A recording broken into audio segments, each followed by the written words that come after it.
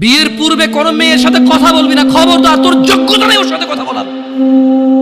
তুই কে রে? বামন হয়ে চাঁদের দিকে হাত বাড়াবি না।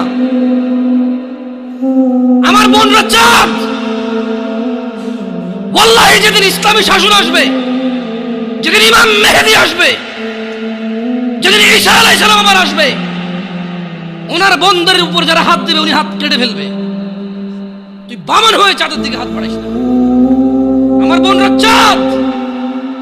ইসলাম মেয়েদেরকে চাঁদ বলেছে আর তোকে বামন বলেছে। বেটা তুই বেটা ছেঁড়া খাতা শুয়ে লাখ টাকার স্বপ্ন দেখিস, বিয়ের আগে মেয়ের গায়ে হাত দিস? তোর সাহস কত? তোর সাহস কত? তুই জানিস না মুহাম্মদ সাল্লাল্লাহু আলাইহি সাল্লাম বলছে নেক স্ত্রী দুনিয়াতে যা আছে ওর চেয়ে বেশি উত্তম। তুই কি করে ওর গায়ে হাত দিস বিয়ের আগে? তোর সেই যোগ্যতা আছে বল? তোকে আল্লাহ জাহান্নামে ফেলবে, তোকে আল্লাহ জ্বলন্ত আগুনে নিক্ষিপ্ত করবে, তোর শরীর পচবে, তোর শরীরের গন্ধে জাহান্নামীরা থাকতে পারবে না। তোকে এত নিকৃষ্ট শাস্তি দেবে কেন? কারণ তুই এত বড় জঘন্য কাজে লিপ্ত হয়েছিস। আমারে বুঝাস না মেয়েরা খারাপ, মেয়েরা খারাপ। আমি তো এত খারাপ দেখি না। তুই কোথায় এত খারাপ দেখিস? আমি তো দেখি তুই বেটা টেনে পড়িস মাত্র। তোকে আমি ছোট করে দেখছি না বেটা। তুমি বের হও, ছবি পাঠাও, নাহলে হাত কেটে ফেলবো আমি। দেখো আমি বিষের বোতল নিয়ে আসি, ছবি পাঠাও। তুই বেটা আমার বোনটাকে বেটা ফুসলেছিস বেটা। ফাজিল, মেয়েরা খারাপ, মেয়েদের খারাপের কারণে দুনিয়া। তুই কে রে? তুই কি মেয়েরা খারাপ? শোন, আমাদের গ্রামে প্রবাদ আছে, ধর্মীয় কথা না এটা। এখন যেটা বলছি এটা প্রবাদ, এটা ধর্মীয় কথা না। কোন মেয়ের যদি একবার হাঁটুর উপরে কাপড় ওঠে আর নামে না বেটা। তুই উঠাইছস হাঁটুর উপরে কাপড়, ও উঠায়নি। হাঁটু পর্যন্ত তুই উঠাইছস আর এখন সে নামাচ্ছে না। তুই মনে করিস তুই বেঁচে গেছিস না? তুই মনে করিস তোর জিনাই জেনা না? না বেটা, ও তোর সাথে জেনা করেছে, এরপরে তোকে বাদ দিয়ে আরেকজনের সাথে করবে, আরেকজনের সাথে করবে। আর তুই সূচনা, তুই ওকে শিখাইছিস, এটা সব গুণা তোর উপরে আসবে বেটা। তুই নিজের ছোট পাপিষ্ট মনে করিস না? তুই মনে করিস কি হয়েছে, আমি তো একটা চুমাই নিছি। আমি তোকে বলছি ছবি তুলে পাঠাও, টয়লেটে যাও, ব্লাউজ খুলে ছবি তুলে পাঠাও, জামা খুলে ছবি তুলে। আল্লাহ তোকে হিদায়াত দিকে। আমিন। ভয় পা, ভয় পা, আল্লাহকে ভয় পা ছোট ভাই আমার। সবাই বুড়া হয়ে মরে না, বহু মানুষ যৌবন্ত অবস্থায় মরে যায়। ছোট ভাই আমার, তোর ঘরেও বোন আছে, ভয় পা, আল্লাহকে ভয় পা। তুই এত বড় অপরাধে লিপ্ত হইস না। তুই মেয়েদের হাঁটু পর্যন্ত কাপড় তুলিস না। খবরদার, খবরদার, তুই এটা করিস না। মানুষ তো বেশি নাই, তারপর আলহামদুলিল্লাহ সবাইকে কবুল করুন। যেহেতু ঘরোয়া পরিবেশে বলেন তো, কোনো মেয়ে, আপনার বয়স তখন 16 বছর ছিল আর কি। আচ্ছা যান, কোনো একটা 14 থেকে 18 বছরের মেয়ে আপনাকে বলছে চলো আমরা একসাথে থাকি, বলেন 1 লাখ একটা পাবি না। 1 লাখ আমি বলে দিচ্ছি।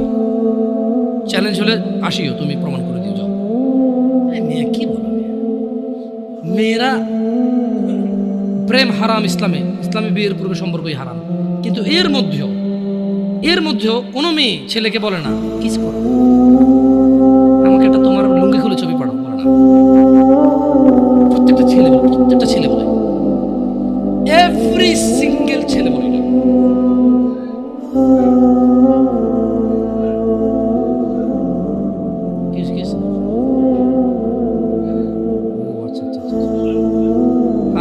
ঠিক আছে, বন্ধ করবো। জানাটা না, মানুষকে কষ্ট দিন না, জানা বন্ধ করে দেন। আপনার সাউন্ডটা আরো একটু করিয়ে কেমন, মানুষজন যাতে কষ্ট না পায়, কেমন? কারণ সবাই বাধ্য না তো। না ঠিক আছে, না জানালাগুলো বন্ধ করে দেন, মানুষ যাতে কষ্ট না পায়, কারণ সবাই তো বাধ্য না। আর সাউন্ড সিস্টেমটাকে আরো কি করবেন, মানে এরপরের হালাকা নিচে আপনি মাইক লাগাবেন, মাইকের সাউন্ড লিমিট করবেন। আপনি দেখেন, এটা তো টেকনোলজিক্যাল ব্যাপার, রাইট? আমি আপনাদেরকে অনুরোধ করবো, এরপরে আরো অনেকেই আসবে, রাইট? প্রতি মাসেই হয়তো আসে। আপনাদের যেখানে যারা বসে সংশ্লিষ্ট ওই এরিয়াতে যাতে সাউন্ডটা সীমাবদ্ধ থাকে। নিচতলায় তো আর এখানকার সাউন্ড যাবে না, নিচতলায় আলাদা একটা সাউন্ড ওই যে লাগাই দেন, মাইক্রোফোন লাগাই দেন, মানে স্পিকার, সরি। নিচতলায় কি আর মাটিতে বাড়ি দিলে কে যেতে ওঠে, ওটা তো হয়। যাই হোক, তো তোমরা এই অন্যায়টা করবা না। আর যদি তোমাদের মনে হয় যে না, তোমাদেরকে কোনো 16 বছরের 17 বছরের যুবতী মেয়ে বলছে যে মানে আজে বাজে অফার করছে, আমাকে বলিও। আমার ফেসবুক আইডি তো জানাই আছে না, আমাকে বলে ভাই ভাই ভাই এক আজব ঘটনা ঘটে গেছে ভাই, এক 16 বছরের মেয়ে আমাকে বলতেছে আজে বাজে কথা। না, কাঁটা দিয়ে কাঁটা তোলা লাগে সবাই বলে, কিন্তু কাঁটা দিয়ে কাঁটা তোলা যায় না। ঘিও সোজা আঙ্গুলেই নিতে হয়, না উঠলে বাঁকা করা যায় না। বাঁকা করলে উঠবে, কিন্তু অন্যায় করতে হবে। সোজা আঙ্গুলে ঘি উঠে না, বাঁকা করতে হয়। যারা বলে তারা কিন্তু বাঁকা মানে আঙ্গুলটাকে বাঁকা করবে বলে না, পদ্ধতি চেঞ্জ করবে বলে। আমার মনে হয় কিছু জিনিস পরিবর্তন হওয়া উচিত। অ্যাজ এ উদাহরণ উদ্ধৃতি হিসেবে ভালো ফ্রেশ জিনিস আসা উচিত, যেটা যেমন ওই কথা বলছিলাম শবে বরাত নিয়ে এক জায়গায়।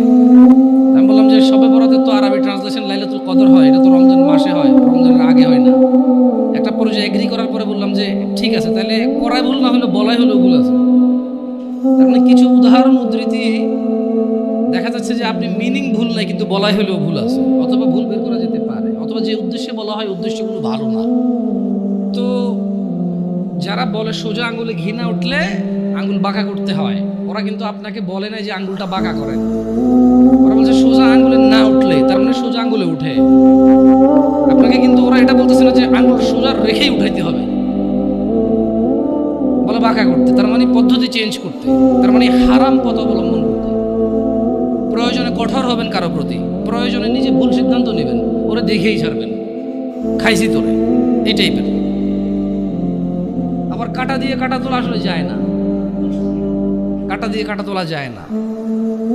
এটা মানে কি একজন লোক খারাপ, আপনি তারা পারতেছেন না, এবার আর খারাপের হায়ার করছেন যে ঠিক আছে তুই তারা বুঝা, আমি তো পারতেছি না, এবার ওই বুঝাই দেব, ঠান্ডা করে দিব। তো এটা কেন বলছি উদাহরণ, এটা রিলেভেন্ট মানে আমাকে নিয়ে আসছে আধুনিক সমাজে যুব সমস্যার সমাধান নিয়ে কথা বলতে। আমি নিজে যেমন ইয়াং, মানে কাটা দিয়ে কাটা তোলার মতো অবস্থা হয়ে গেছে, কি সম্ভব নাকি? মানে এরকম তো ওহি আসে নাই আমার জন্য যে এরপর আর আমার ভুল হচ্ছে না। আল্লাহ আশ্রয় দিক ভুল থেকে, চেষ্টা করবো সবাই আমরা ইনশাআল্লাহ। তো যখন আসলে যুবকদেরকে নিয়ে কথা বলতে চাই বলি, কারণ আমি আমার ভাই ব্রাদার নিয়ে কথা বলবো, খুব স্বাভাবিক। আমি আমার ভাই এবং বোনদের বুঝি, হয়তো অতটা না, অল্প কিছু কিছু, সব না। তো এটা অনেকেই বোঝে, হয়তো আমাকে আল্লাহ বলার তৌফিক দিয়েছে, আপনাকে আল্লাহ বলার শোনার তৌফিক দিয়েছে, এটা আমাদের মধ্যে ম্যাচ করছে। নাহলে জানে না এরকম মানুষ কিন্তু কম, সমাজে জানে না এমন মানুষ কম, আর মানে এমন মানুষও কম। একটা জায়গায় সিমিলারিটি আছে, জানে না এমন মানুষও কম, আবার মানে এমন মানুষও কম। তার মানে অধিকাংশ মানুষ জানলেও মানে না। আমি মানে বর্তমান যুবকদের যে প্রবলেমগুলো, এগুলো শুধু যুবকদের ইস্যু না, এগুলো এখন বড়দের ইস্যু। আপনি জানা বলেন, নেশা বলেন, এক লোক 20 বছর বয়সে সিগারেট খায়, সে 50 বছরও খায়। তো এটা আসলে কি যুবকের সমস্যা বলবেন না বৃদ্ধের সমস্যা বলবেন? It's a human problem actually. এটা মানুষের সমস্যা, ওর লোক, ওর চরিত্রের প্রবলেম। ওর এবারে জোয়ান চরিত্র আর বুড়া চরিত্র বলে কোনো কথা নেই জায়গায়। এক লোক গাঁজা খায়, মদ খায়, জানা করে, ও বিয়ের আগে করছে, বিয়ের পরেও করে। তো এটাকে জোয়ান সমস্যা বলবো আমি? যেটা জোয়ানদের সমস্যা, এটা যুবকদের সমস্যা না। তাহলে ভাবিরা যে অপকর্মে লিপ্ত হয়, ভাবি কখন হয়? যখন কারো বিয়ে হয় তখন সে ভাবি হয়। বিয়ের আগে কেউ ভাবি হয় নাকি? বিয়ের আগে তো কেউ ভাবি হয় না, বিয়ের আগে কাউকে কেউ দুলাভাইও বলে না। তো দুলাভাইরা যে এত প্রবলেম করতেছে শালিকাদের সাথে বা অন্যান্য কলিগসদের সাথে, এইটা তো মানে দুলাভাই কি, তার মানে কি মানুষের বয়স যখন 50 হয়ে যায় তখন কি তাকে দুলাভাই ডাকে না মানুষ? অন্য কিছু ডাকে না। আপনি যদি হ্যাঁ, ইয়াংদের মধ্যে ওরা গোপন করতে পারে না। প্রবলেমটা কোথায়?